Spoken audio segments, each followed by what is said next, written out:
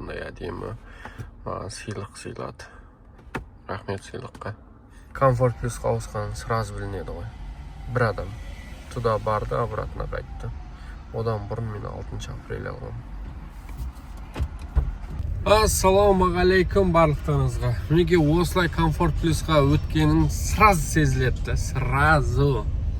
Көрдіңіздер, бір заказды апардым, сол жерде отыр едім. Дәл сол заказ обратно шығып қалды. Бір жерге барып келген екен, сол адам 300 теңгеден 2 рет чебей қалдырған. Одан бұрын мен 6 апрель алғам ғой, ол да 60 теңге.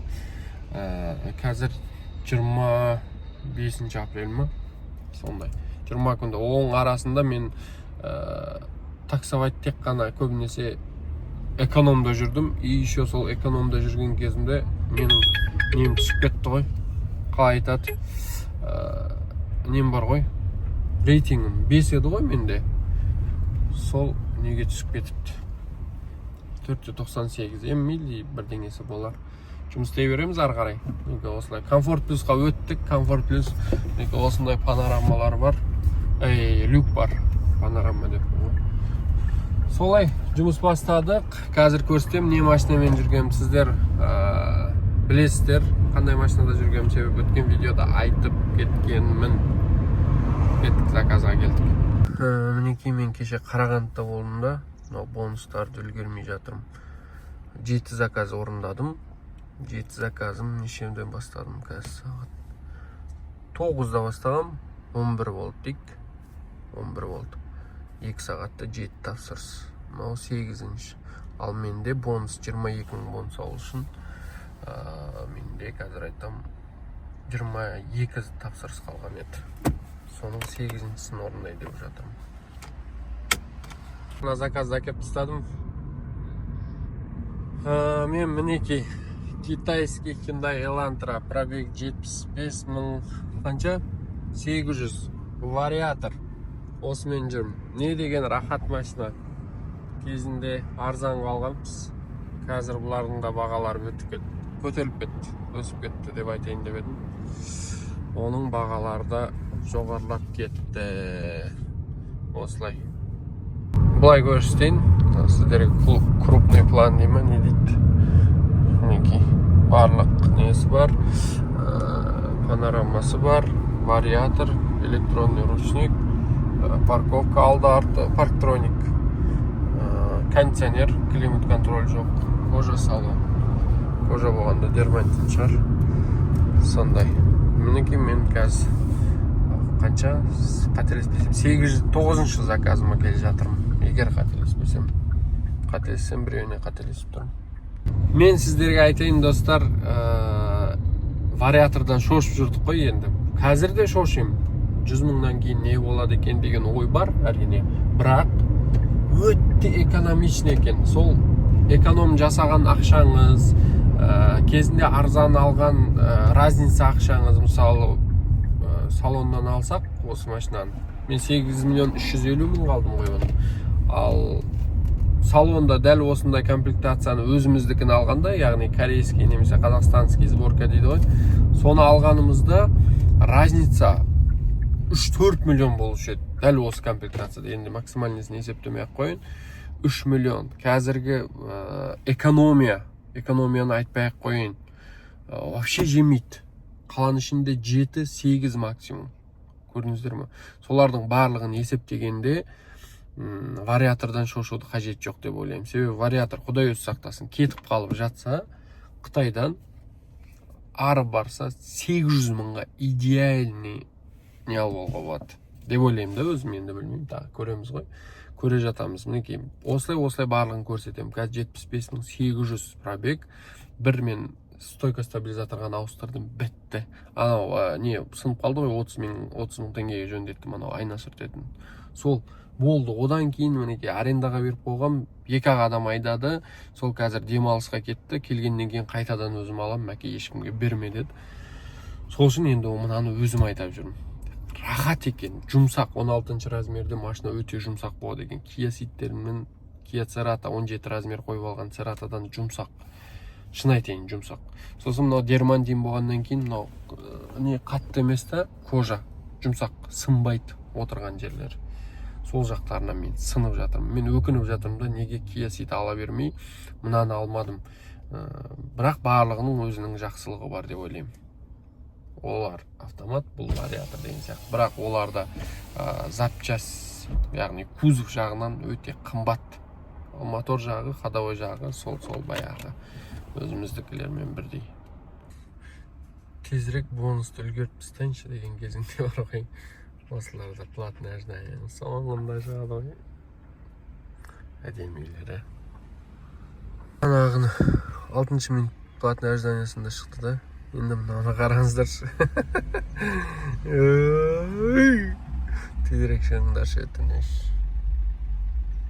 Плюста жүрсең осындай Ритц-Карлтон, мынандай жерлерден заказ аласың да. Ең простой машиналар онда K8 дегендер тұрады.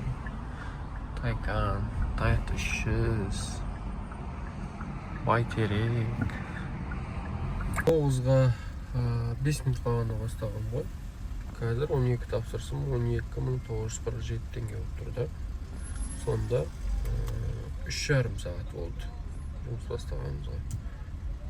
12 тапсырыс 12.947. Енді өз ойым бар ғой. Жақсы сияқты. Коэффициентсіз тапсырып жатырмын ғой. Вообще тоқтап жатқан жоқпын.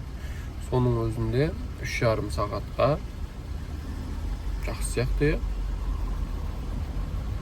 Енді бәрі комфорт плюс осындайда. Рахат жері осы ғой, рахат жері. Жұмыс істей бересің, нормально жиналады. 7 тапсырысымыз қалды. Біз 15 тапсырыс жасап үлгердік. Сағат 9-дан бастап. Сағат қате міне. Мінекей, 5 сағатта 9-да бастаған болса, сағат 2 болды, 5 сағатта 15 заказ, яғни сағатына 3 тапсырыстан. Ол 15 тапсырысымыз 17.300 теңге. Енді бұны қанша уақыт, қанша километр, қанша бензин кетті. 96 километр жол. Одан кейін 5 сағат 20 минут машина оталған жүрген, себебі мен үйдегілер жұмысқа тастағам. Соған примерно жарты сағат кеткен шығар. Сол үшін 5 сағат 20 минут деп тұр. 8,5 мен кондер қосып жүрдім, бағана біреу өтініш жасады. Өтініш жасағаннан кейін қосуға тура келді. Енді 8,5 жүзге, мысалы 8,5 литр жеттік. Ол максимален бағана 7,6, 7,8, 7,9 болып тұрады. Кондерді соңғы 3 заказда кондер қосып жүрдім, сол үшін 8,5-ға көтеріліп кетті. Айтайық, 1900 теңгелік бензин кетті. Даже 2000 теңге деп айта салайық. 15.300 теңге, 15.500 теңге қалды. Ештеңе су ішкен жоқпын, ештеңе жеген жоқпын. Үйде тамақ ішіп алғам. Енді қазір бір жұмыс бар, үйге барамыз. Машинаны біреу көруге келе жатыр. Соны не істесек, барлығы дұрыс келсе өткіземіз. Өткізгеннен кейін тамақ ішіп аламыз, одан кейін қайтадан жұмысқа шығамыз. Мынау 7 тапсырысты жасап үлгеру керек. Солай. Тамақ ішіп біттік. Бензин құйып алайық. Содан кейін бірақ бастаймыз.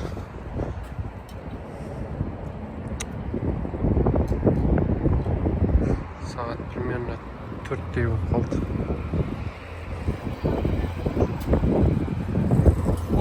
Сағат 6,5, менде 3 тапсырыс қалды. Мынаны қараңыздар. Ася? Привет, скажи. Привет. Сау болыңыздар, скажи. Нормально скажи. Сау болыңыздар.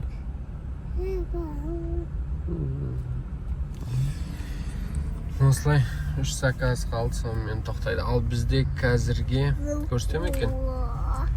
Көрсетпей жатыр. Мен 19 тапсырыс орындағам. Сағат неше болды? Сағат 22:35. Мен 22 тапсырысты орындадым. Орындап бітсем, көрейін бітті ма біткен жоқ па деп қарайын десем, мынаны қараңыздар. Ертеңнен бастап тағы 2 майға дейін бонус беріп тұр. Ал бұл дегеніміз 2 майға дейін тағы коэффициент болмайды деген сөз ғой. Шаршатты ғой мынау. Не керегі бар осындай бонустың? Барлығы линияға шығып алады, заказ жоқ, коэффициент жоқ болады. Білмеймін не үшін олай жасап жатыр. Достар, маған мынандай подарка берді, қазір көрсетем. Қараңыздар, сандық ерлер киімі дейді. Абай 60. Мен айтайын дегенім, қазір айтам да, ол жөнінде де айтып өтіп кетем. Ал менің 22 тапсырсым 25.788 теңге болды. Өте жақсы. Енді бүгін күнді қорытындылайық. Китайский Элантра өте бензин аз жеді, ол бір.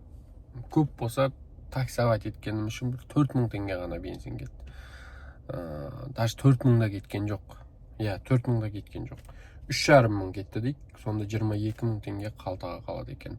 Далада тамақ іштік. Сонда қалтаға 18000 теңге таза қалды. Элантраның несі болған үшін ғой. Еще шаршаған жоқпын. Қараңыздар, 22 тапсырыс орындап, комфорт плюс тарифінде жүріп, мен шаршаған жоқпын. Барлығы жақсы, рахат. Алыс барсаң қымбат шығады, өте қымбат.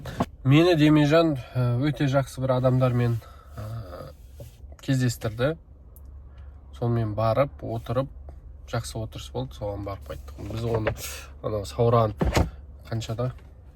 Сауран 7 ма? 7-де Лагманчик деген заведение бар екен.